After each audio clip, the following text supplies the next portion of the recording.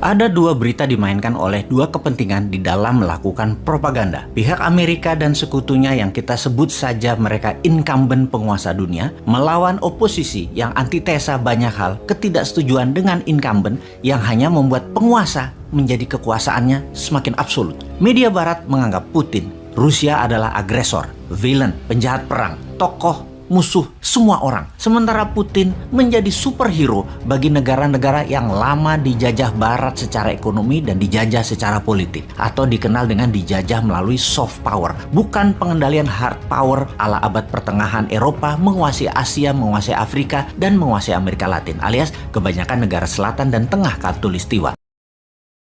Para negara terjajah menganggap Putin adalah war hero dan pahlawan yang akan mengalahkan Thanos, Amerika dan sekutunya Thanos itu. Temannya Putin adalah Xi Jinping yang pandai memainkan posisinya dengan muka dengan seribu muka. Separuh kaki di barat, separuh kaki di utara, dan pastinya injek Afrika dan Asia Tenggara. Jadi dalam propaganda, Putin menggunakan kata-kata menyelamatkan Ukraina dan rakyatnya dari penjajahan Amerika dan sekutunya. Dalam propaganda barat, Putin adalah agresor yang haus kekuasaan dan haus darah seperti Hitler. Namun, kita yang jauh ribuan kilometer dari tempat bedil-bedilan konflik tersebut harus menjadikan hal ini pelajaran. Kita harus perdalam banyak hal agar paham lebih jauh lagi. Walau di tengah-tengah kekisruhan harga minyak goreng yang naik 100% dan langka, di tengah-tengah ingin nambah jabatan diperpanjang, kita harus kepala dingin belajar dan memahami arah dunia yang terjadi sekarang.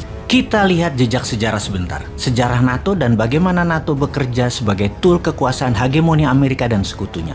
NATO, Organisasi Pertahanan Atlantik Utara, dibentuk pada tahun 1949 dengan tujuan utama mencegah ancaman ekspansi Soviet di Eropa setelah Perang Dunia Kedua. Setelah itu, Amerika memandangnya sebagai alat untuk mencegah kebangkitan tendensi nasionalisme di Eropa dan untuk mendorong integritas politik di benua tersebut.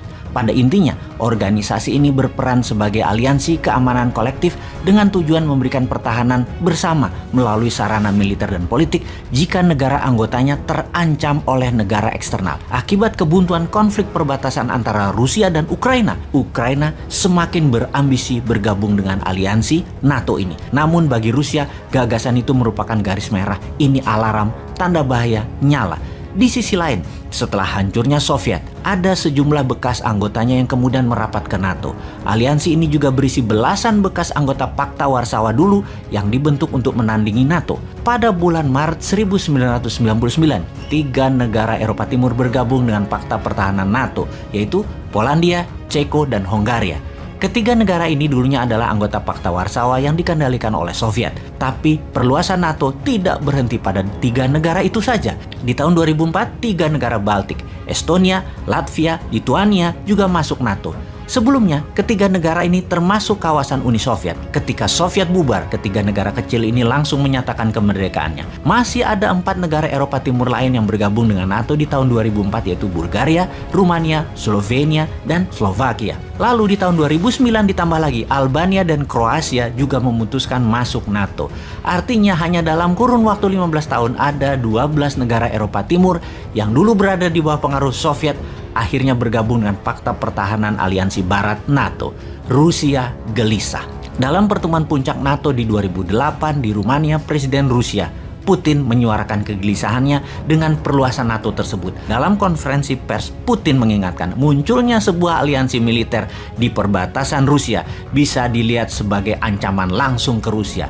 Ketika itu NATO sedang membahas kemungkinan masuk Georgia dan Ukraina, tapi sebagian besar anggota NATO menolak perluasan lebih jauh karena sadar akan ada pertentangan dari Rusia. Pendahulu Putin, Boris Yeltsin, juga dulu sudah mengingatkan bahwa perluasan NATO ke timur akan menjadi hal yang mengkhawatirkan bagi Rusia. Akhirnya diputuskan pembentukan sebuah forum yang dinamakan Dewan NATO Rusia untuk melakukan konsultasi keamanan secara kontinu.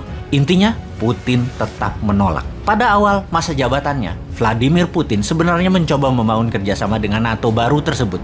Namun lama-kelamaan Putin makin kecewa terhadap NATO. Apalagi setelah aliansi militer itu di tahun 2004 menerima keanggotaan 3 negara Baltik. Kalangan politik dan sebagian besar warga Rusia sampai saat ini masih khawatir negaranya, Rusia, dikepung oleh Barat. Kalau dari sisi New Mind, maka dapat disimpulkan memang ada kesalahan besar dan pesan politik yang salah ketika NATO membahas kemungkinan masuknya Ukraina dan Georgia. Itu politik yang buruk. Sikap NATO ketika itu menambah kecurigaan Putin bahwa pihak Barat hanya ingin mendominasi dan mendikte Rusia. Inilah yang membuat krisis Ukraina saat ini makin rumit karena bagi Rusia, Ukraina harus diambil alih. Dalam pemikiran solusi New Mind, NATO seharusnya bekerja sama dengan Rusia karena masih banyak tantangan global ke depannya. Misalnya berperang melawan terorisme, perang iklim atau climate change, mainannya globalis, mengendalikan pandemi, ekonomi, toolsnya big pharmacy. Sungguh, NATO dan Rusia punya kepentingan keamanan yang sama kalau diarahkan demikian. Sungguh, semua itu peran New Mind Indonesia besar sekali ke depannya. Ngarep ya? Together with our allies and partners, we will keep up the pressure on Putin's crumbling economy, isolating him on the global stage. That's our goal.